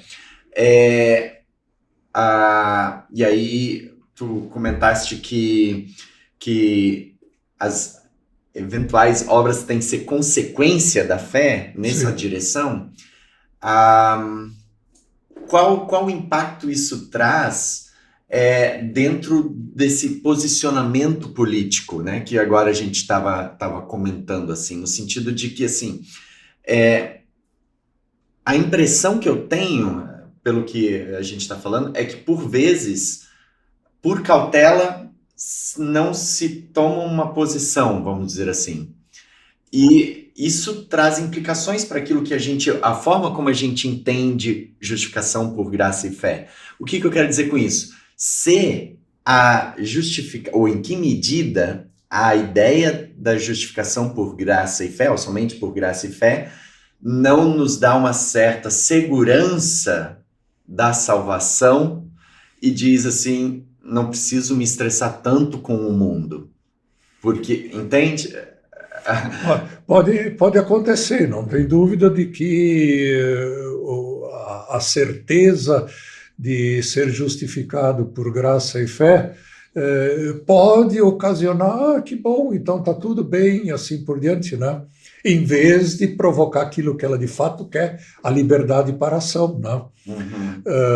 Então, mas no momento em que aconteça o que tu estavas dizendo, né, de que a cautela acaba predominando, aí eu não estou mais confiando apenas na graça e na fé. Eu estou achando que eu tenho que ser cauteloso, porque senão vai me acontecer isso, aquilo. Quer dizer, eu estou preocupado comigo mesmo. Uhum. Que eu não deveria estar, porque eu tenho a certeza de ser justificado por graça e fé. Claro, a ação mais decidida talvez me cause contratempos que eu não gostaria de enfrentar na atual situação que eu vivo agora. Mas isso é pouco em relação ao que é uma salvação eterna, né? Então olhar para o que é mais importante, mais decisivo, é muito significativo para quem quer viver a sua fé. Muito bem. E nessa direção, como é que foi o tempo em que atuaste como pastor presidente da ISLB, nesse contexto? Qual é o cenário com o qual tu te deparaste? O que foi mais desafiador? Teve algum momento tenso, assim, que foi difícil, em que tu teve que parar, respirar e pensar, bom, como é que vamos fazer a gestão desse contexto? O que foi gratificante? Assim, se fosse fazer um balanço, assim, dessa trajetória. Gratificante foram muitas coisas, né? O cargo me deu a oportunidade de bater pelo Brasil todo, né? Em tudo que é lugar, né?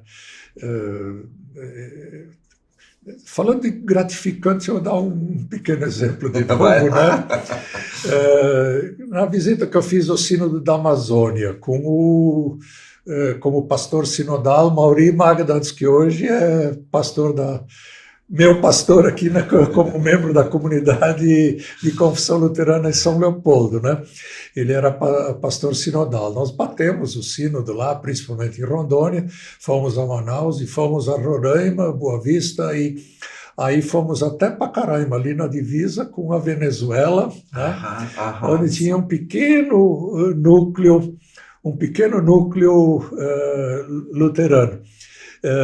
E o líder daquele núcleo ali, assim, Commerce, o sobrenome dele, tinha uma pequena lojinha de venda de verduras e frutas, né, bem pertinho da fronteira com a Venezuela, né? E quando nós fomos lá, então, para visitar, por uma razão de urgência, ele tinha que se deslocar para Boa Vista, para a capital, então não estava lá, mas apareceu a filha, né, que estava ali na loja, a filha, e daí eu me apresentando, eu sou Walter Altman, pastor presidente, ia dizer, né? Ela disse, não, o senhor não precisa dizer, eu sei quem o senhor é, o senhor me batizou? Aí eu disse, mas como assim? Como assim eu te batizei? Nós morávamos em Ijuí, a família, e o senhor era pastor em Ijuí, me batizou. Bom, era obviamente uma experiência extremamente emocionante, né? Não resta dúvida. Peguei isso como exemplo, mas Andei por todos os cantos do Brasil, junto com as comunidades, pastores, visitando junto com os pastores sinodais. Na época eram todos homens, né, os pastores sinodais. E, então, isso é um ponto alto.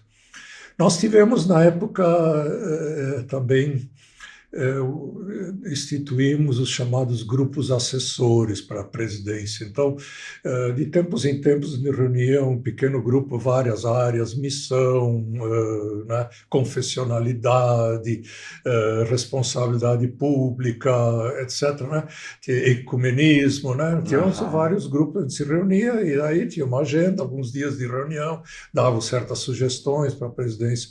Então, muitas coisas assim do tempo surgiram desses grupos, né?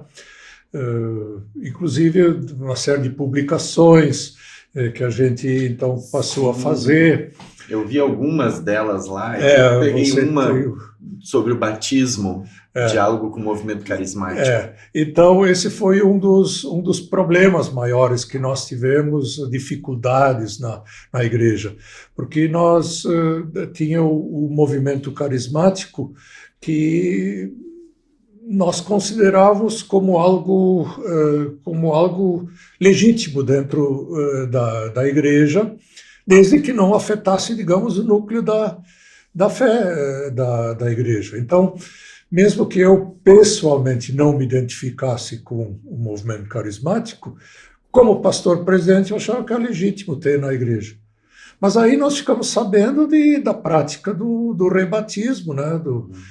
Que o movimento carismático naturalmente diz que não é rebatismo, porque dizem que o primeiro batismo não foi legítimo, então esse seria. Mas, em todo caso, do ponto de vista nosso, era um rebatismo. E, inclusive, soubemos de pastores que tinham passado pelo rebatismo. Então, chegou o ponto em que nós tivemos que simplesmente dizer que não. Mas, mesmo assim, a gente procurou o diálogo. Nós tivemos reuniões com a liderança do movimento carismático, várias reuniões e assim por diante. E numa reunião bem decisiva, então, em Porto Alegre, na sede da igreja, eu fiz a proposta para eles e disse, olha, vamos deixar a questão de rebatismo, porque isso não é legítimo. Eventualmente podemos até dialogar sobre o batismo de adultos, se não houver o batismo infantil, mas tendo havido o batismo infantil, ele é legítimo e é uma vez para a vida. Mas nós dispomos, vamos estudar inclusive uma liturgia de rememoração do batismo.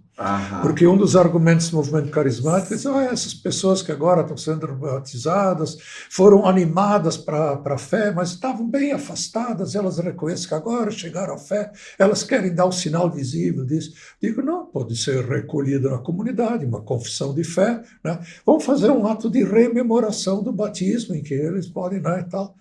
Num primeiro momento, a liderança lá disse, isso era uma ideia, quem sabe, vamos por aí. Aí foram embora e umas semanas depois voltaram, não, isso não dá. Nós queriam o rebatismo.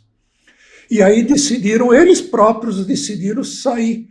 Quer dizer, nunca houve, nunca chegou a haver, poderia talvez acontecer, mas eu acho que é sempre um último recurso, não um primeiro recurso, um processo disciplinar doutrinário. Não chegou a ver porque o próprio movimento carismático, então, decidiu de sair. Saíram algumas lideranças, alguns membros, penso eu, né, no frigir dos ovos, que saiu muito menos gente da ISLB do que nós, gente de pouca fé, pensávamos, e saiu muito menos gente do que eles, com um certo excesso de fé, pensavam que sairiam. Né?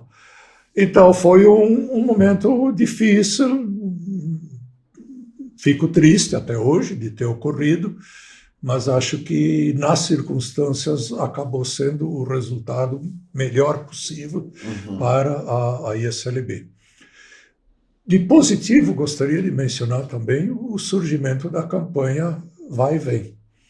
Aham. Surgiu no meu tempo presidência.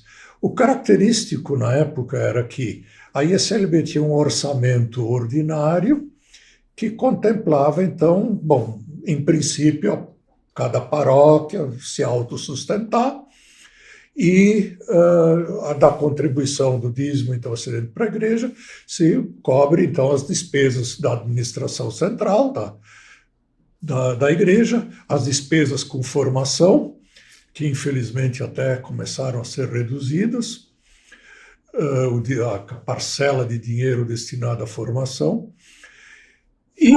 mas os projetos missionários. Para o projeto missionário nós vamos pedir para a Alemanha, vamos pedir para a Noruega, vamos pedir para os Estados Unidos e assim por diante. Uhum. E isso estava diminuindo, estava diminuindo. Mas além de diminuir, a reflexão que eu também fiz com os pastores sinodais, e de um modo geral, isso não é teologicamente legítimo. Por que a missão é encarregada financeiramente para os nossos parceiros do exterior? E nós só para automanutenção? Nossa, não pode ser. Nós temos que encontrar meios de poder financiar nós mesmos nossos projetos de missão. Podemos continuar ganhando ajuda de lá, mas em parceria conosco e mais, né? Não foi fácil, houve muita resistência. Hoje dizer isso não vai funcionar, isso não dá. As comunidades já estão sentindo o peso do financeiro, agora vai se pedir mais, assim por digo, nós vamos pedir a base da teologia, a base da fé, para ser uma doação de gratidão, né, que nós vamos dar, né? E lançamos na época um slogan até, 1 milhão para a missão. Então, alvo assim de 1 milhão de arrecadação. Eu não me lembro exatamente o que deu no primeiro ano, não deu 1 milhão, acho que foi uns 600 mil. Mesmo assim, na época, isso faz quase 20 anos agora, né?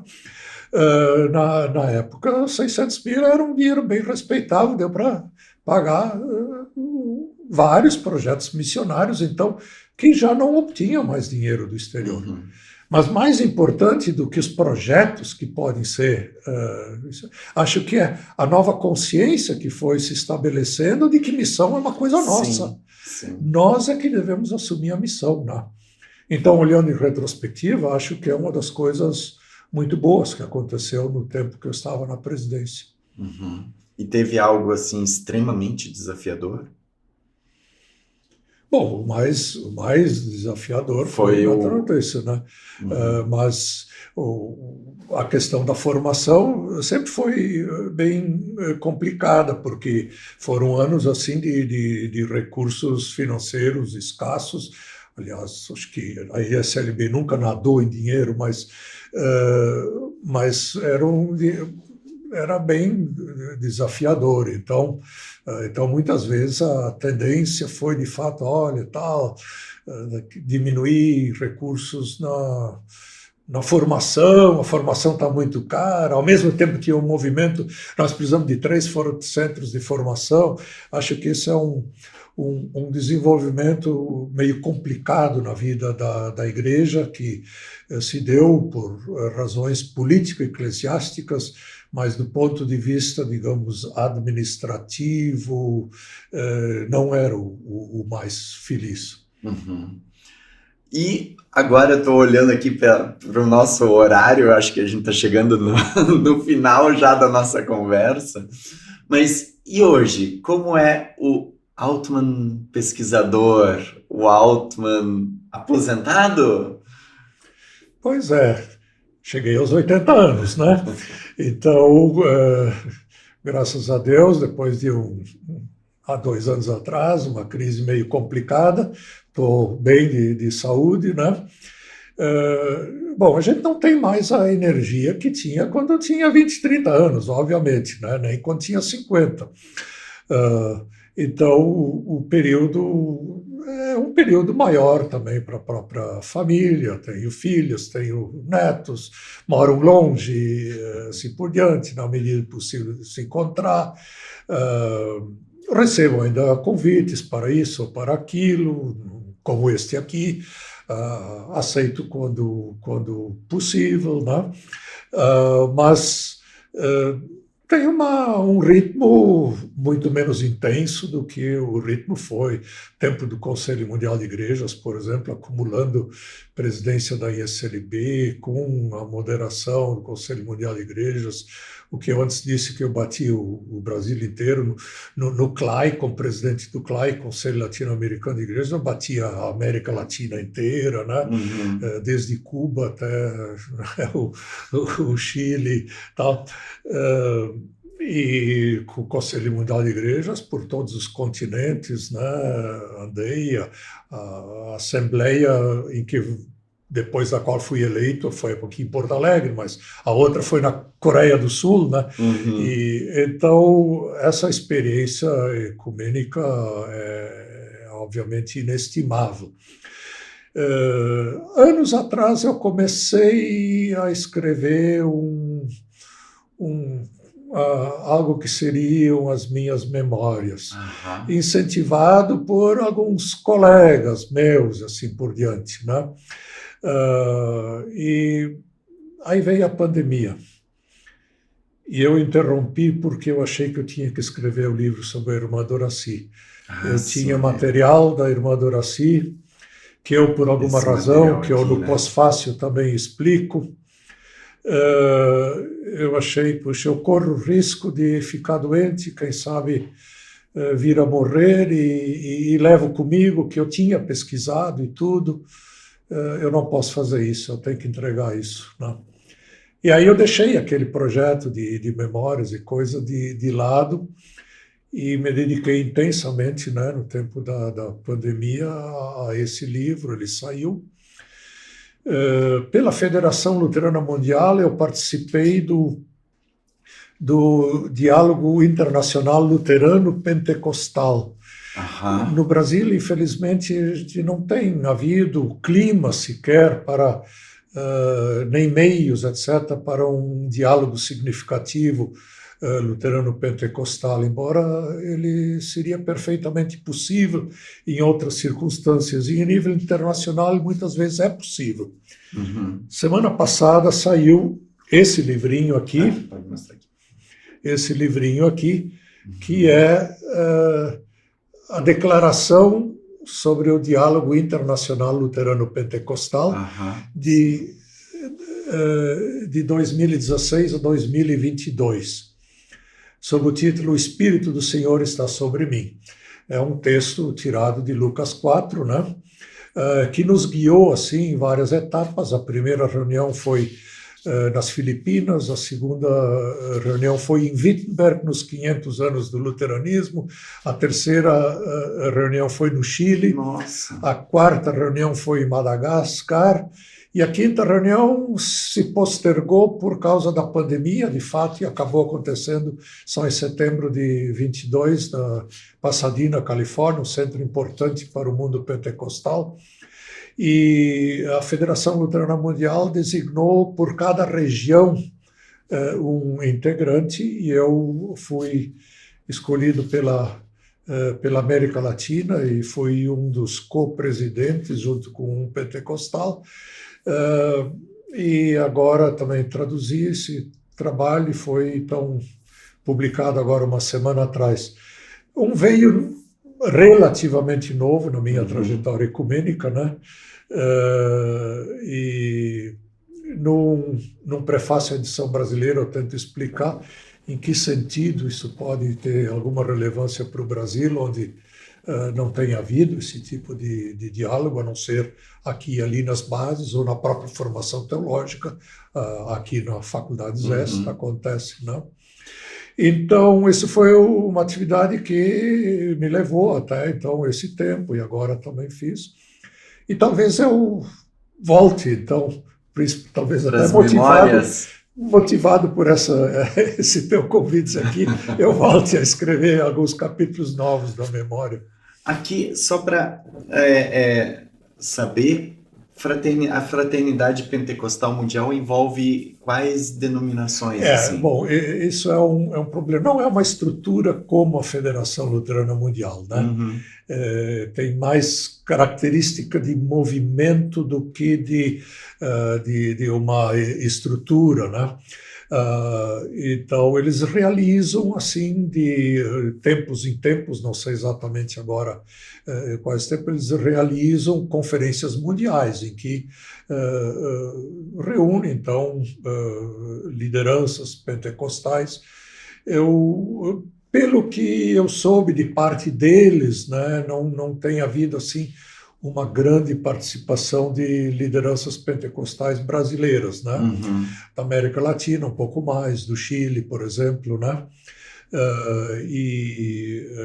Da Ásia, né? Quer dizer, tivemos vários participantes da Ásia e daí da Europa, dos Estados Unidos, de parte deles, eram pessoas, identidade pentecostal clara, né? Mas ecumenicamente abertos, né?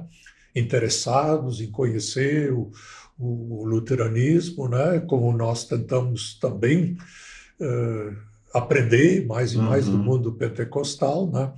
E a nossa ênfase foi procurar nos entendermos mutuamente um ao outro e ao mesmo tempo procurar, onde possível, convergências, né? E então são focados também as dificuldades, etc., também aparece nesse relatório. Então, eu, mesmo tendo chegado aos 80 anos, não estou inativo, então não é aposentadoria para a inatividade, mas é uma outra fase da vida que eu não sei, tendo chegado aos 80, não sei quantos anos mais, né? Deus vai me conceder, né? Mas que sejam significativos também. Muito bem. Altman, eu queria já aproveitar, eu acho que a gente teria que fazer mais um encontro oportunamente, né? Eu estou lançando convite aqui, na verdade, para discutir as principais publicações, né? Que eu acho que seria muito interessante, assim, também, enquanto marco teórico, epistemológico, luterano aqui, raiz da gente. Tem alguma coisa que eventualmente eu não perguntei e que você gostaria de compartilhar com a audiência? Eu não teria assim alguma coisa específica. Eu acho que desenvolvemos o diálogo assim de uma forma bastante espontânea, né?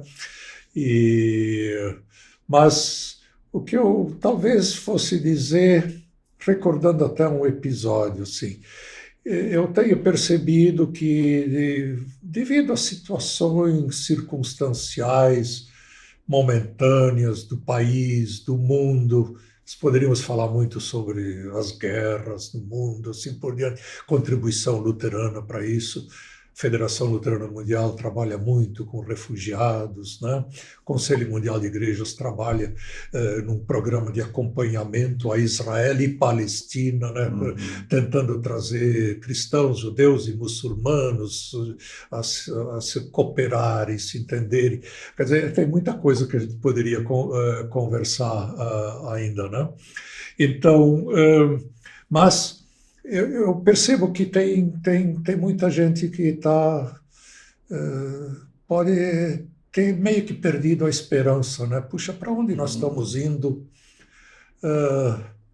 Então, eu gostaria de compartilhar mais um exemplozinho. Por favor. Em 82, pela Comissão de Estudos da Federação Luterana Mundial, nós tivemos uma reunião na então República Democrática Alemã, que era a Alemanha Oriental, Alemanha comunista, porque o presidente da nossa comissão de estudos era um luterano da Alemanha Oriental. Nós, antes da reunião oficial, nós nos dividimos em grupos diferentes. E eu escolhi o grupo que foi ao sul, onde está a cidade de Dresden, onde a minha mãe nasceu e veio com 4 anos de idade para o Brasil. Encontrei, apesar de Dresden ser uma cidade que foi quase que totalmente destruída por bombardeios britânicos no fim da guerra, encontrei a casa em que minha mãe nasceu de pé. Sério? E tinha uns parentes na cidade de Grossenhain, um pouco ao norte de Dresden. Eu não sabia se teria tempo, etc. Na época, a comunicação complicada. Eu, sem aviso nenhum, um dia de tarde, peguei o trem, fui de Dresden a Grossenhain, e aí, pelo endereço, estava caminhando por lá, perguntando, cheguei na rua, bati na porta, e aí veio a tia da minha mãe para frente. Eu disse: olha, eu sou do Brasil, Walter Altmann, tal. E se alegraram muito e receberam. O rapaz ali, o adolescente de 14 anos, que gostava imensamente de futebol, jogava futebol e dizia na vizinhança que tinha parentes no Brasil, apelidaram ele de Zico na época, na pronúncia alemã Zico, mas debochavam dele, parente no Brasil e não sei o quê. E aí, quando eu cheguei lá e tal, no Brasil, a primeira coisa que ele fez, ele saiu correndo na vizinhança, né, avisar para todo mundo: o brasileiro está aqui, o brasileiro está aqui e tal. Aí ele voltou. Nas conversas que nós tivemos, conversa sobre o Brasil, sobre lá, Itália, etc., sobre mudanças. Era 82. No Brasil tinha começado recentemente o movimento sindical, o Lula, o PT, mas era ainda o regime militar, ainda a ditadura e tudo, né? E aí a pergunta é se as coisas vão mudar um dia. E eu, influência da teologia da libertação, etc., movimento de base e tal, eu disse: sim, as coisas mudam, vão mudar, elas vão mudar e tal. E conversar um pouco sobre isso, mas daí alguém deles lá disse: mas aqui nunca vai mudar nada. Aqui nunca vai mudar nada. Digo: mas como não? Eu argumentei: as coisas não são eternas, elas não ficam sempre, também aqui vai mudar. Aquele rapaz de 14 anos ficou tão impressionado, fiquei sabendo isso só depois da queda do muro, bem depois de uma outra visita para lá. Ele ficou tão impressionado com isso, que aí cada trabalhinho que ele conseguiu, depois também, os anos seguintes, né? Cada trabalho que conseguia, ele poupava o dinheiro, botava na poupança, né? E os outros amigos dele debochavam dele: o que tu está fazendo? Que bobagem, o que tu vai fazer com esse dinheiro? Não tem nada aqui que a gente possa fazer, né, com o dinheiro. Vamos em férias lá para a Hungria, onde eles podiam ir e tal, né? E ele não, ele ficou poupando dinheiro. Chegou 89, a queda do muro de Berlim, a reunificação, e passaram uma lei de que para cada marco do leste receberiam um marco do oeste. Quando, em verdade, valia só uma fração do marco do leste. Aí, de repente, ele teve um montão de dinheiro. Ele renovou a casa em que ele morava, tudo para ir. E eu virei um profeta lá, né? Bom, não foi exatamente a mudança que eu tinha em mente, mas eu uso como exemplo para dizer assim que as coisas não são eternas, não. Elas mudam, sim. E nós, como comunidade cristã, a gente vive olhando para o futuro, né? Na teologia a gente chama isso a escatologia, né? A gente olha à frente, né? E não tem razão para desesperançar de todo. Mas nós cremos num Deus que é vivo, atuante, num Jesus Cristo que veio ao mundo, sofreu, mas ressuscitou. Muito bem. Gratidão, Altmann, pela sua mensagem, por essa conversa. E com isso, a gente encerra esse nosso querido podcast. A vocês que estão aí nos ouvindo e nos vendo, fiquem bem e até o nosso próximo encontro.